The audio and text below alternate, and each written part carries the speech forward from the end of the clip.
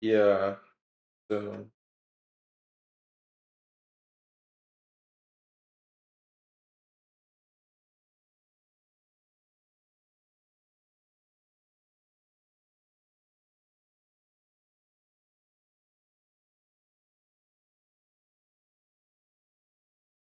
yeah.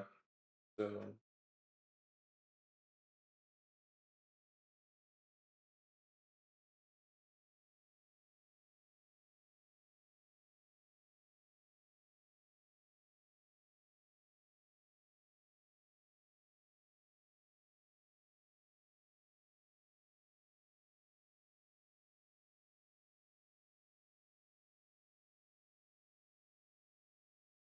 okay,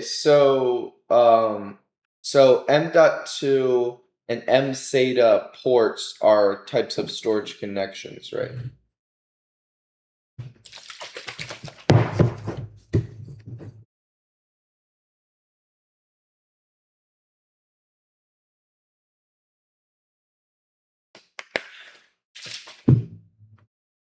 Okay, and SCSI, Thunderbolt, Lightning, SATA, um, PATA, serial attached SCSI. These are all going to be like ones that, um, these are all going to be ones that are the storage. Not only are they the storage connections, but they're also the storage. They're going to be the storage connections and also the storage protocols.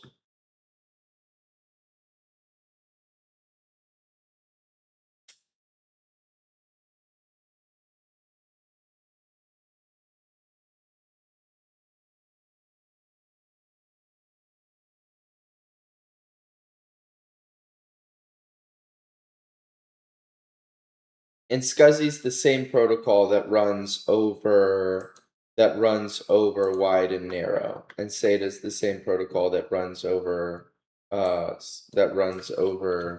uh eSATA and regular SATA. Uh, I gotta decide.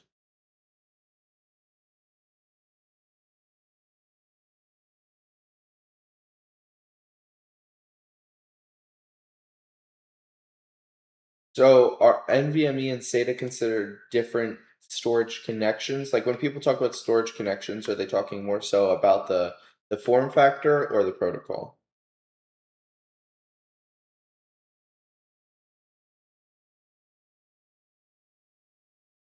No, no, I'm just saying when people say storage connections in general.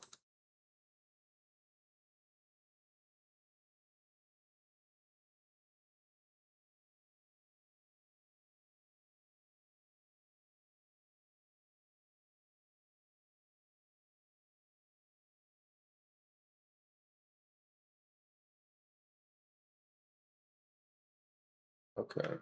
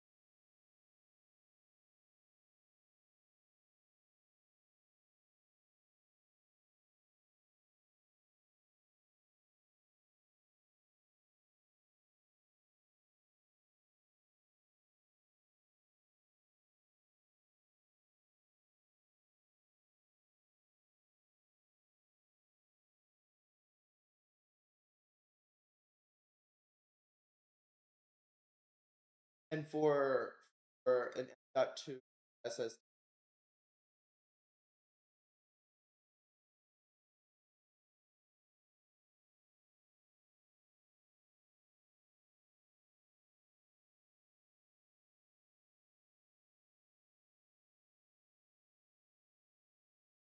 but do they refer as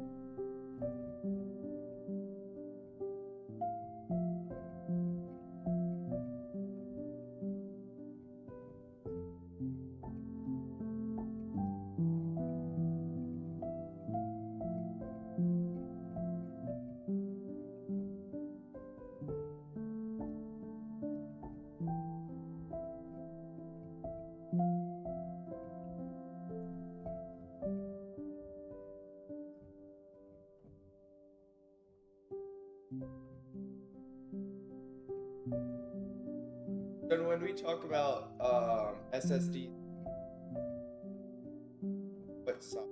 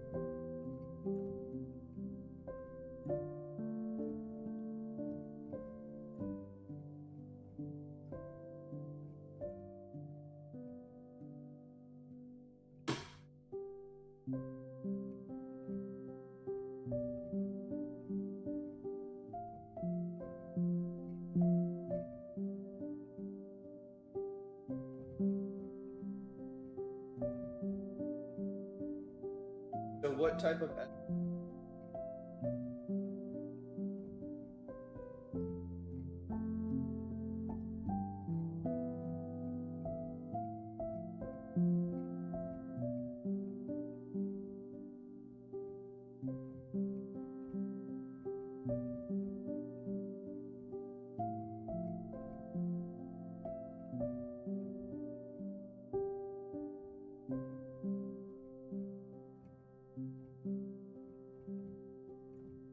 SS?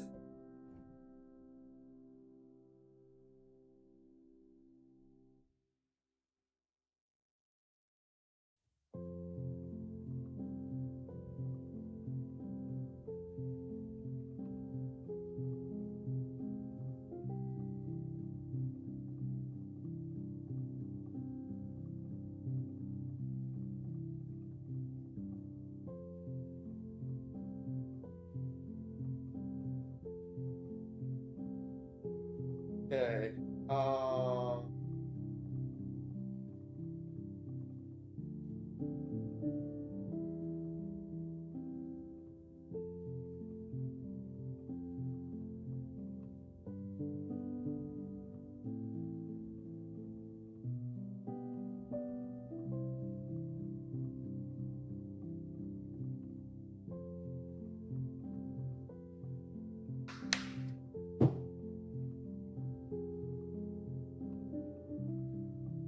Because of this, manufacturers created something known as NVMe, which stands for the Non-Volatile Memory Express. This will be used with M2 form factor SATA devices and allows you to plug directly into the motherboard using this NVMe port. Oftentimes on your motherboard, this will be labeled as M2. Although M2 is technically the form factor of the SSD and not the connector type, because the connector type is NVMe. Now, connector type, because the connector type is, which stands for the Non-Volatile Memory Express. This will be used with M2 form factor SATA devices and allows you to plug directly into the motherboard using this NVMe port. Oftentimes on your motherboard, this will be labeled as M2. Although M2 is technically the form factor of the SSD and not the connector type, because the connector type is NVMe.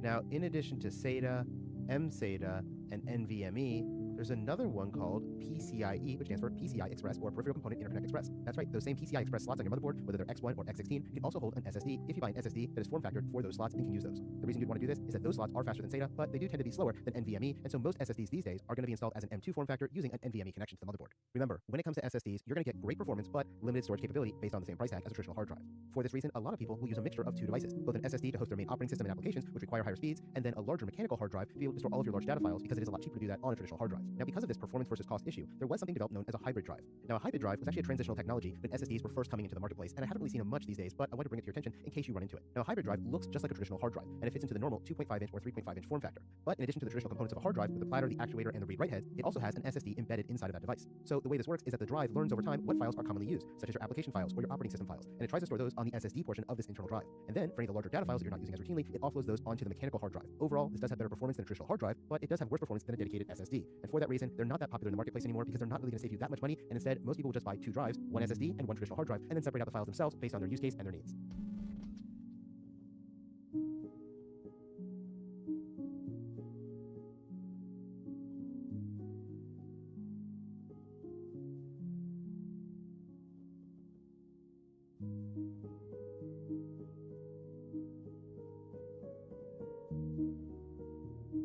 So there's some factors.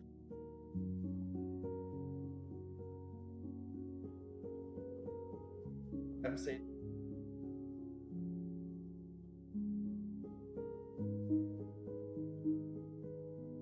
it as a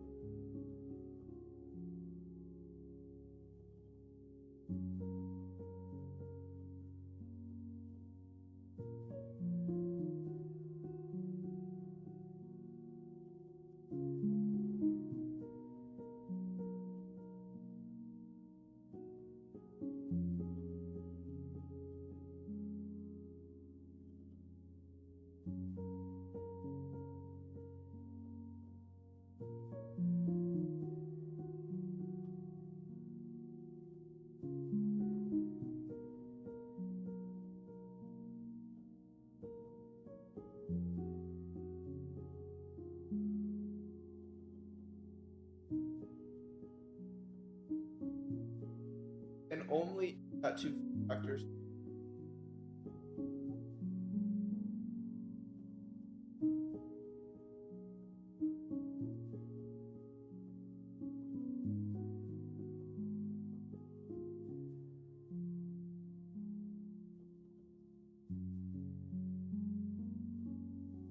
Right. I'm talking about the form factor of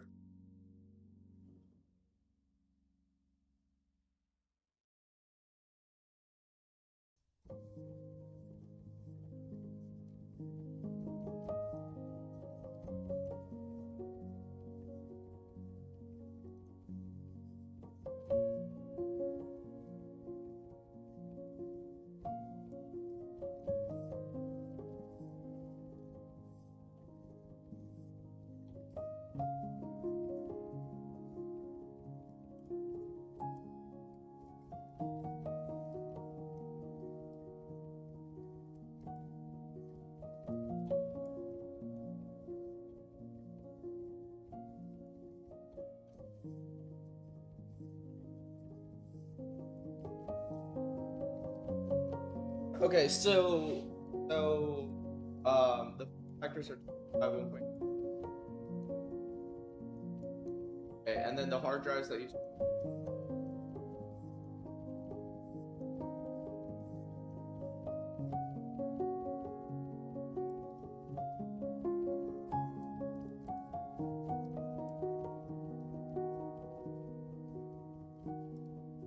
uh,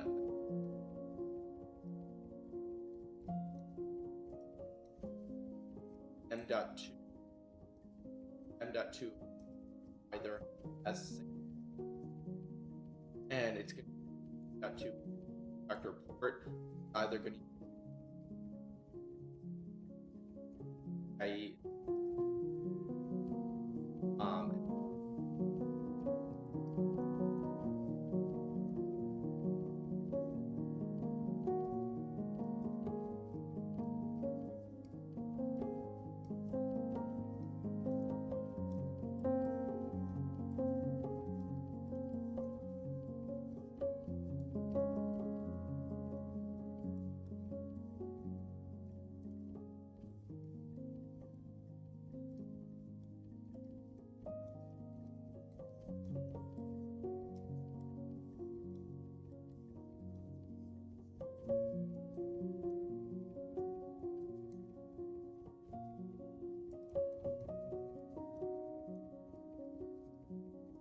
PCIe cards to very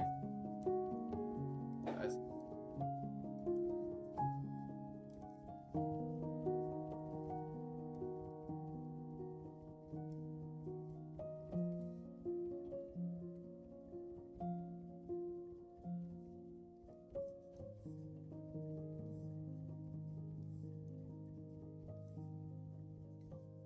but when you say PCI cards, are you talking?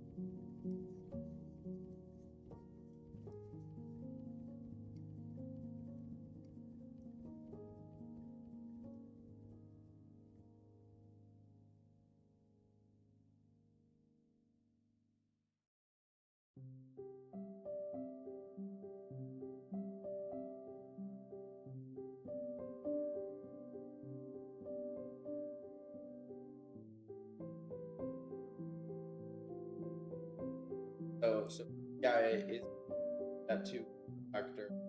But the M.2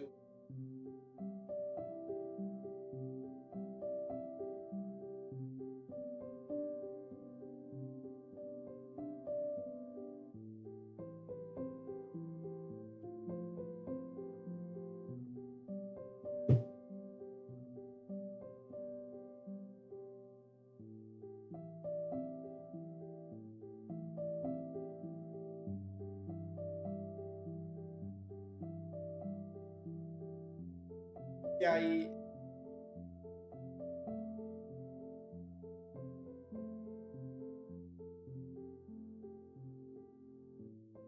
SS always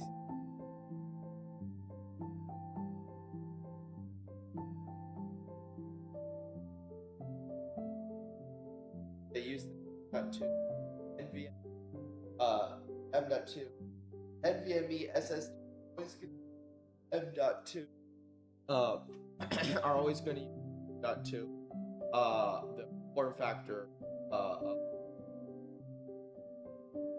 factor port, but that port is the NVMe protocol, which I lanes I use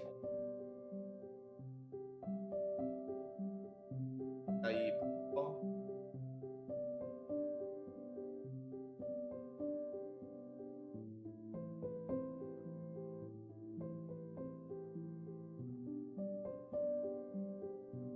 I have a protocol.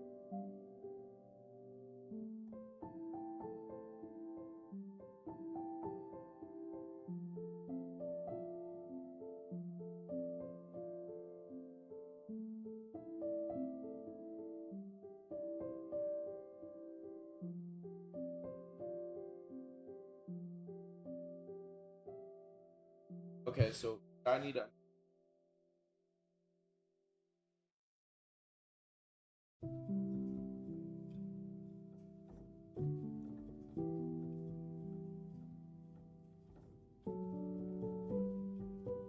uh factor ports uh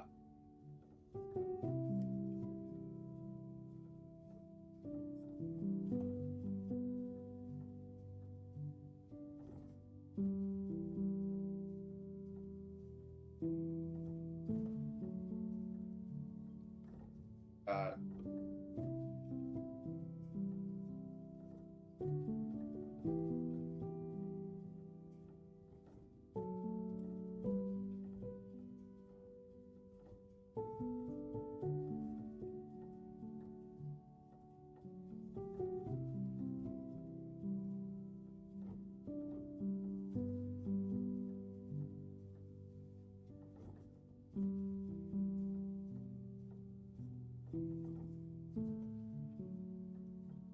okay, so I needed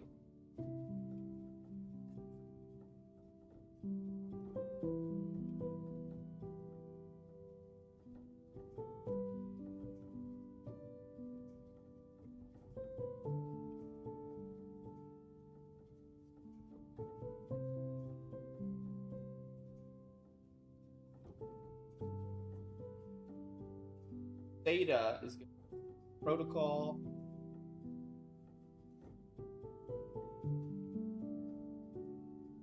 protocols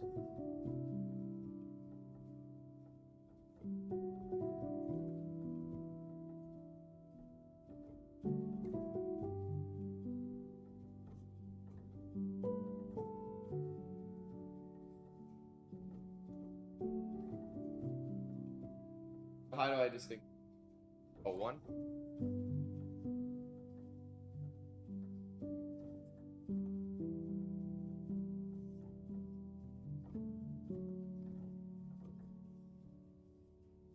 Okay, so NVMe.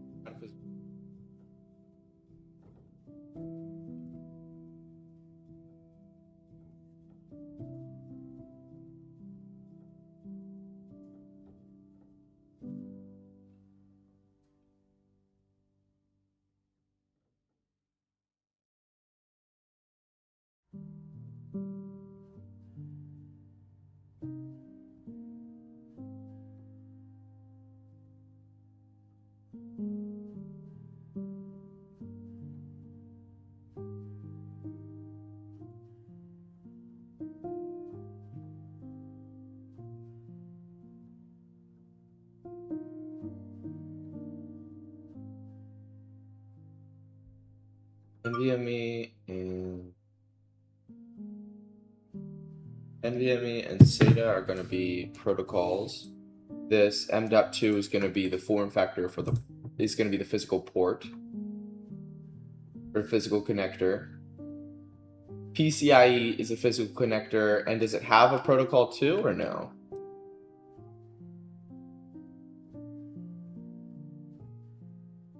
But when you say communication standard, are you talking about being a protocol? Is there a difference?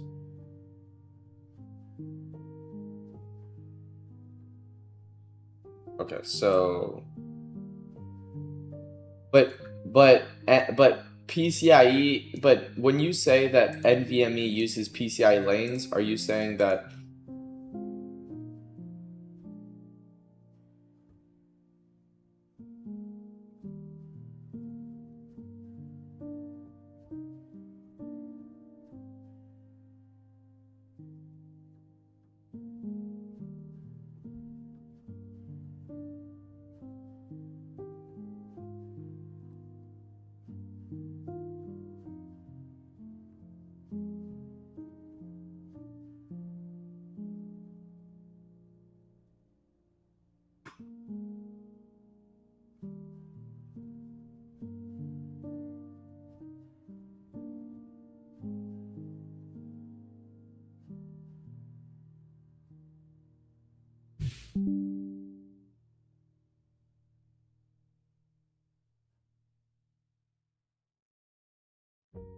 okay, so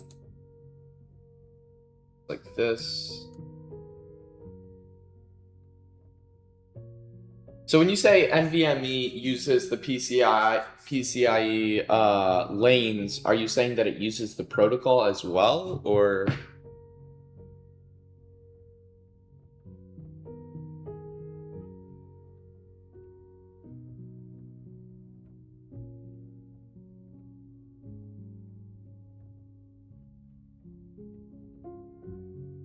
So PCIe is when it says NVMe uses PCIe lanes, you're talking about a physical thing. That's not the port. That's not the physical connector, and it's not the protocol. It's some other thing that's physical.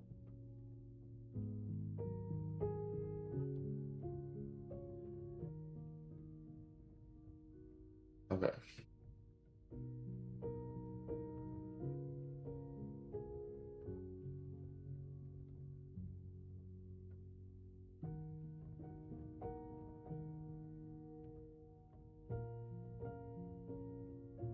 And then SATA's also gonna use. SATA's also gonna use.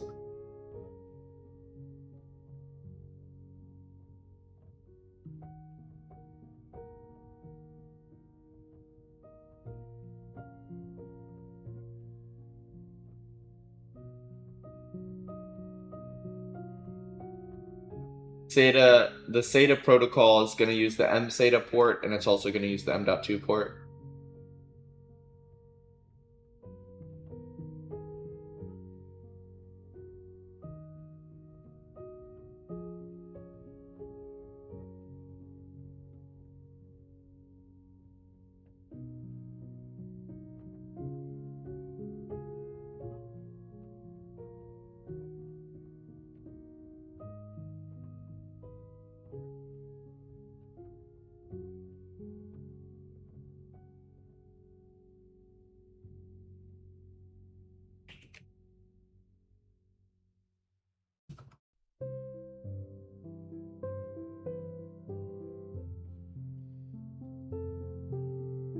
Do you call the slots ports as well, or no?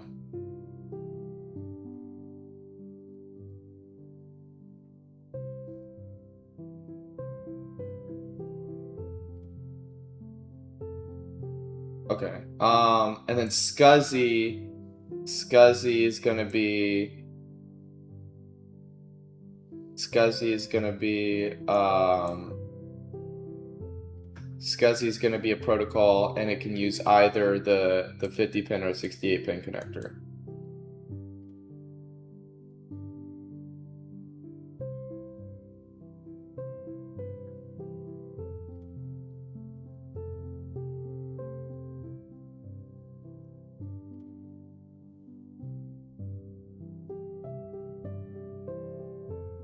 Okay.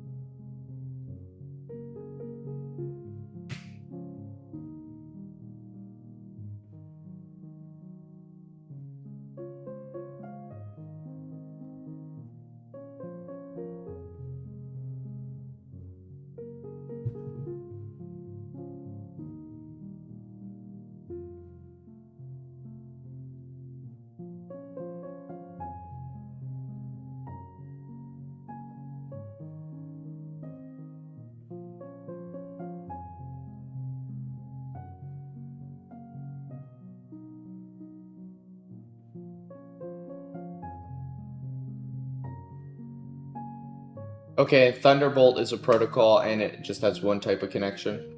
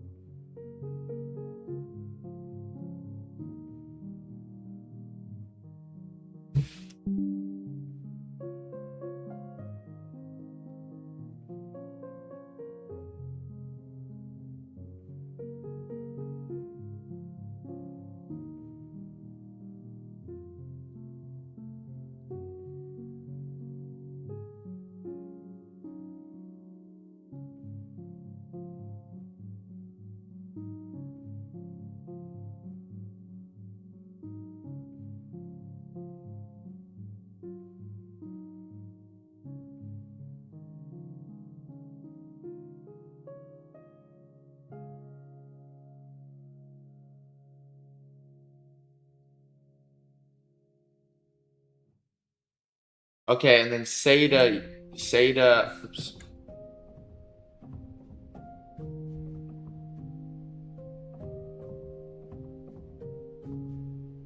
then SATA is a protocol that has PETA, regular SATA, oh wait. Yes, regular SATA, eSATA, and PETA is the ones that use SATA, right?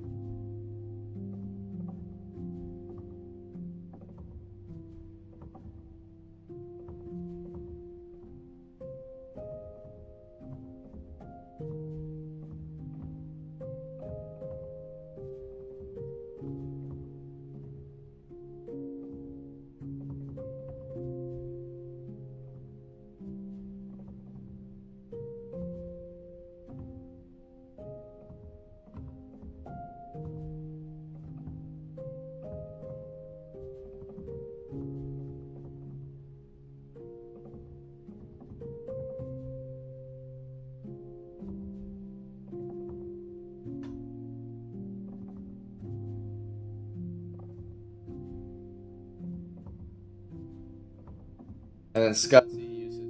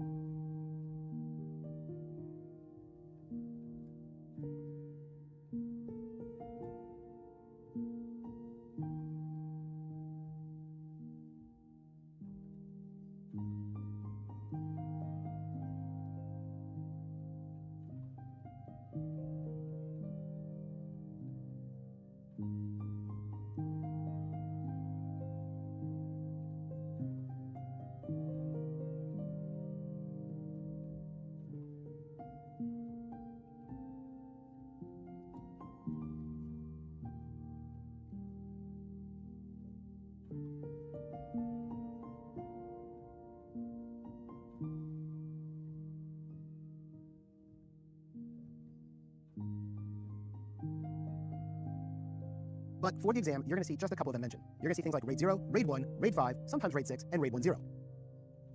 In this lesson, we're going to discuss the use of RAIDs to ensure your data.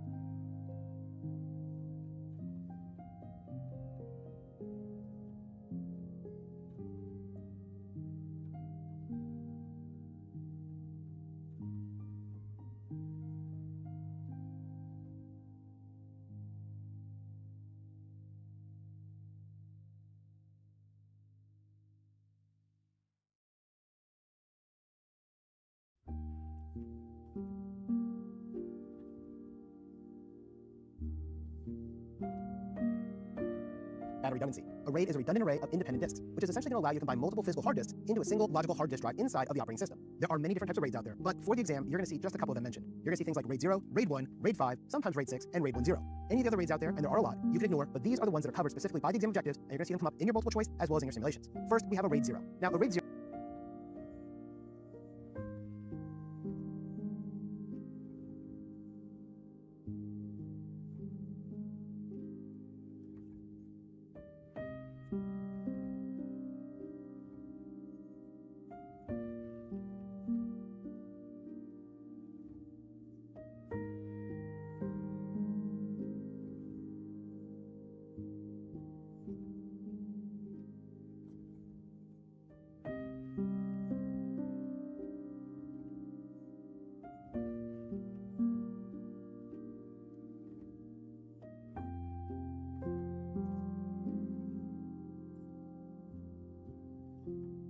choice as well as in your simulations. First, we have a RAID 0. Now, a RAID 0, we have a keyword here called striping. I want you to remember striping anytime you hear RAID 0. With RAID 0, we have two disks that are working together, and each of them holds half of the data. So as you can see here on the screen, part of the file A1 and part of the file A2 is put on each of the drives. So let's assume I have a RAID 0 in my operating system. I've installed it and I've configured it. What does the operating system see? Do they see disk 1 and disk 0? No, they just see one RAID. They see this as drive D or drive M or whatever letter I gave it. And so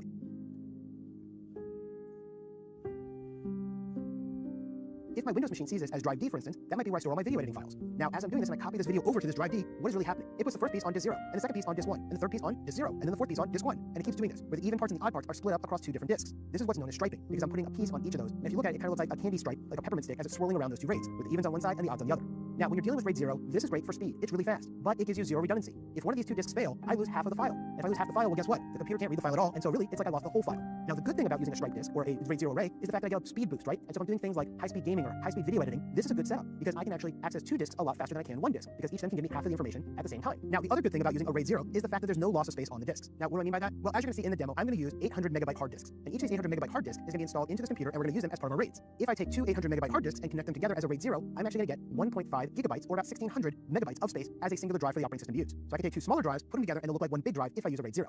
Now, the next one we want to talk about here is a RAID 1. And whenever you hear RAID 1, I want you to think about two words: mirror and redundancy. When you have a RAID 1, you have a mirrored disk array. What this means is that every single thing that's put on disk 0 is also put on disk 1, as you can see here. So for example, if I take a file called A and I break it up into 4 pieces, both disk 0 and disk 1 are going to have all those parts of file A. And so you can see here, 1, 2, 3, and 4 is on disk 0, 1, 2, 3, and 4 is on disk 1. So if I delete everything on disk 1, guess what? I still can access it on disk 0. And so that's what I'm talking about here by being a mirrored disk array. The fact that both disks have an exact identical copy. Now, that gives us great redundancy. In fact, it's full redundancy, because an entire disk can go away and I can still operate with no problems. But there is one downside, and that's the loss of space on one of those disks. Because if I take those two 800 megabyte disks, I no longer get 1.5 gigabytes or 1600 megabytes. I get 800 megabytes. Why? Because I have a mirror copy of every single piece of data. And so I have to make two full copies, and it takes twice the amount of space to get what you want. So you have half of your total storage being used simply for redundancy, and that means you're paying a lot more for storage costs than you are if you're using something like a RAID 0. So let's take a look at an option we can use to get the best of both worlds. Well, that's where we get RAID 5. RAID 5 is going to give you redundancy through parity. So when you hear RAID 5, I want you to think of redundancy, parity. Now, what this means is that I'm not going to have a full copy of everything. And when I use a RAID 1, I have a full mirror, and so I took up the entire amount of space on both drives. But with a RAID 5, I'm going to use 3 disks. You can use 3 or more disks, but for RAID 5, you have to use a minimum of 3 disks. So here on the screen, I have 3 disks: disk 0, disk 1, and disk 2. And I've got 4 different files being put there. I have pieces of A, B, C, and D being put on all those files. Notice that B, C, and D have this thing called a BP or a CP or a DP. And this means parity. So what happens is I have this file B, and I take half of it and put it on disk. Both of that calculation up, and the parity sounds kind of complicated, but plus 3 equals what the other one was. So I gave you 2 plus There's redundancy for parity, and the good thing about that is even if I add a bunch more drives, like let's say I had 5 disk drives here, and only one of them is being used for parity, well, that means if I lose 1/5 of my space to that parity bit, I'm using a lot less than I would in a full mirror. In the case here on the screen, I have 3 drives. 1/3 of them is being used for parity. By using 1/3 of them for parity, that means I lose 33% of my disk space instead of the 50% I lost back in RAID 1. And so RAID 5 is actually one of the most common RAIDs you're going to see. It is what is heavily used in most server environments and heavily used by most small businesses. So this is one you really got to be comfortable with. All right, let's talk about RAID 6. Well, what is RAID 6? It's one better than RAID 5. Anytime you hear RAID 6, just think RAID 6. Why do I do this? Well, in RAID 5, I can only lose 1 disk and keep operating. In RAID disk drives, you store RAID 5 with a if you have 1 parity, RAID is a RAID 1 that is that.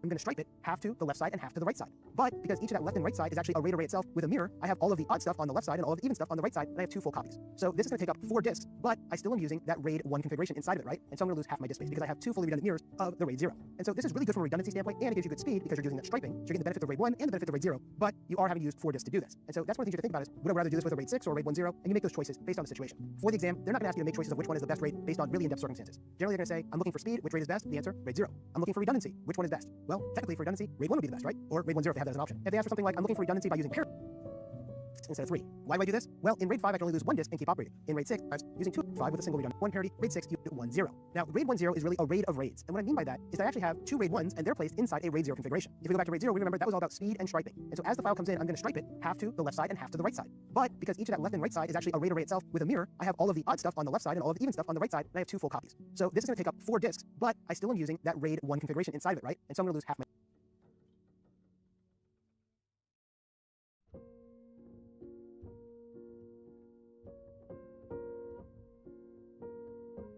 disk space because I have 2 fully redundant mirrors of the RAID 0. And so this is really good from a redundancy standpoint, and it gives you good speed because you're using that striping. So you're getting the benefits of RAID 1 and the benefits of RAID 0, but you are having to use 4 disks to do this. And so that's one of the things you have to think about is, would I rather do this with a RAID 6 or a RAID 1.0? And you make those choices based on the situation. For the exam, they're not going to ask you to make choices of which one is the best RAID based on really in-depth circumstances. Generally, they're going to say, I'm looking for speed, which RAID is best? The answer, RAID 0. I'm looking for redundancy, which one is best? Well, technically for redundancy, RAID 1 would be the best, right? Or RAID 1.0 if they have that as an option. If they ask for something like, I'm looking for redundancy by using parity, well, in that case, you'd be looking at something like a RAID 5. And so usually the answers to those questions are going to be RAID 0, RAID 1, or RAID 5.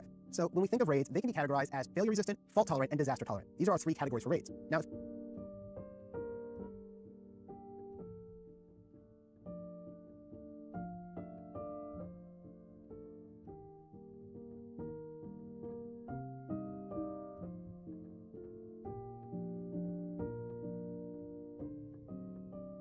if you have a failure-resistant RAID, that's going to be something like a RAID 1 or a RAID 5, because it's going to protect against the loss of the array's data if a single disk fails inside of it. Now, we talk about fault-tolerant disk systems. This would be something like a RAID 1 or a RAID 5 again, or even a RAID 6, because even if a single component fails, one of those drives or even one of the cards inside of it, then that RAID can continue to function properly. Now, our final category is known as disaster-tolerant. And so if we call a RAID disaster-tolerant, this means that the RAID has 2 independent zones with full access to the data at all times. A RAID 1.0 is a good example of a disaster-tolerant RAID. And by doing this, I could lose either half of the array, and one of those RAID 1s are going to still be. And by doing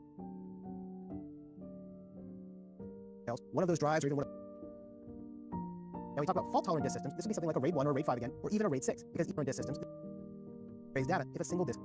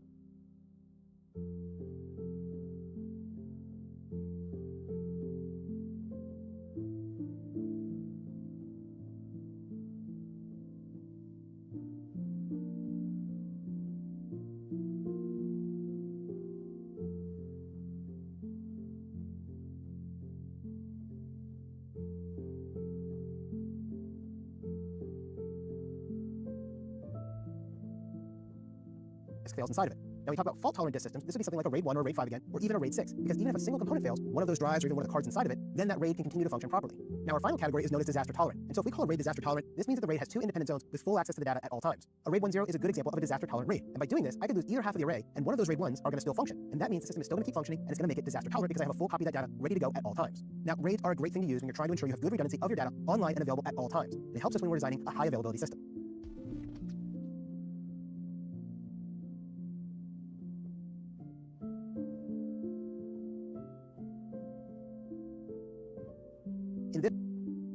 But you are having to use for disk and disaster tolerant. These are our three categories for RAIDs. Now, if you have a failure resistant RAID, that's going to be something like a RAID 1 or a RAID 5, because it's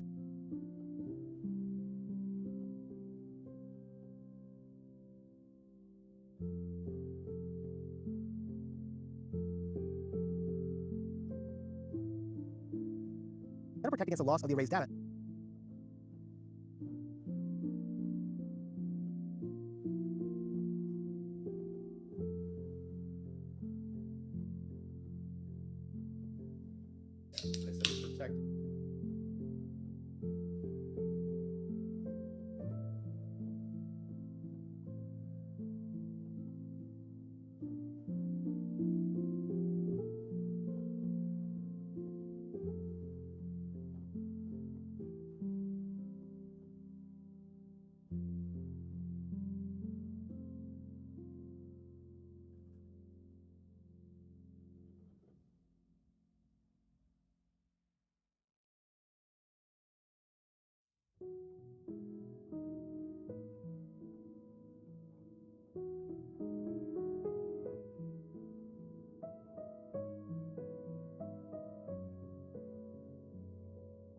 If a single disk fails inside of it. Now, we talk about fault-tolerant disk systems. This would be something like a RAID 1 or a RAID 5 again, or even a RAID 6, because even if a single component fails, one of those drives or even one of the cards inside of it, then that RAID can continue to function properly.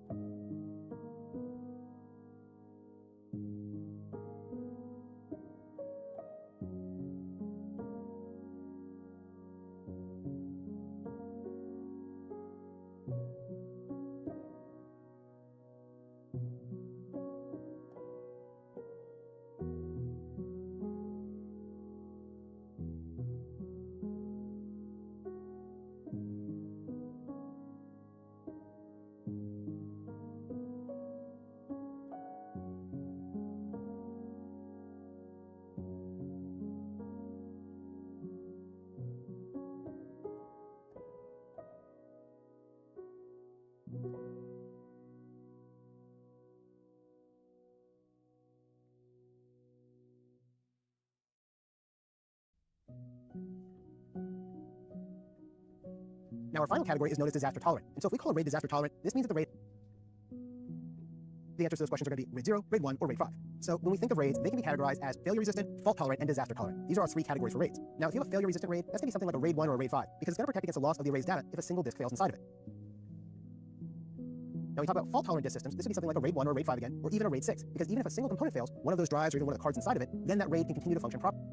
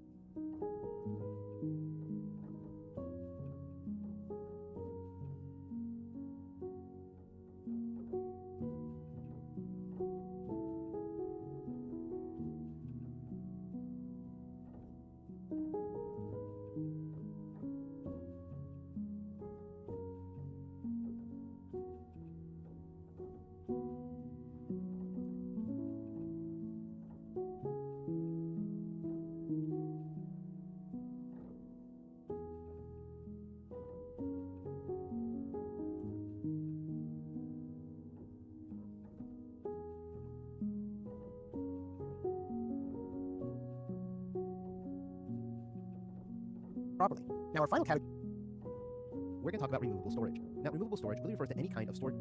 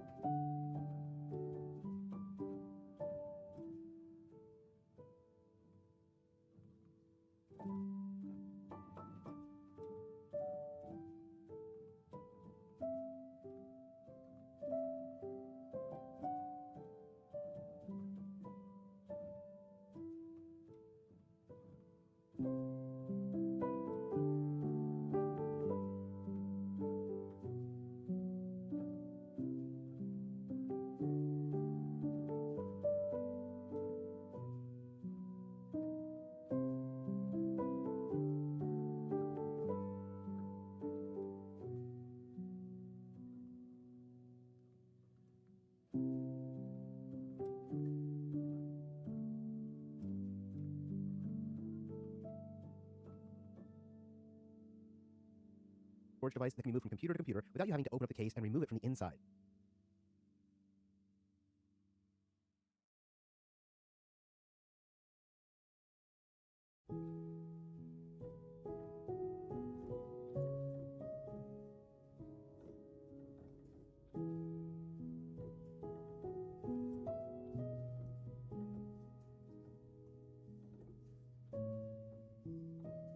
This can also include any kind of storage media where you can remove the media from inside of the drive, such as if you have a tape drive and you pull that tape out after you've done your backups. So as we move through this lesson, we're going to talk all about removable mass storage devices, including the different drive enclosures they use, flash drives, memory cards, tape drives, floppy disk drives, and things like that. First, we need to talk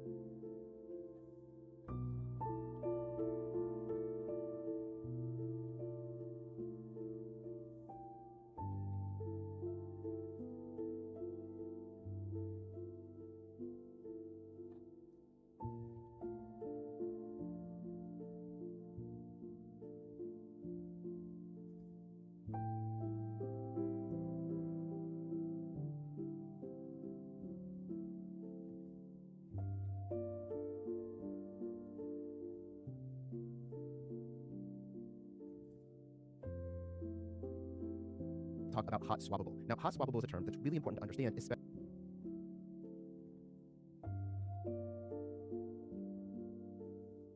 especially when it comes to these removable storage devices.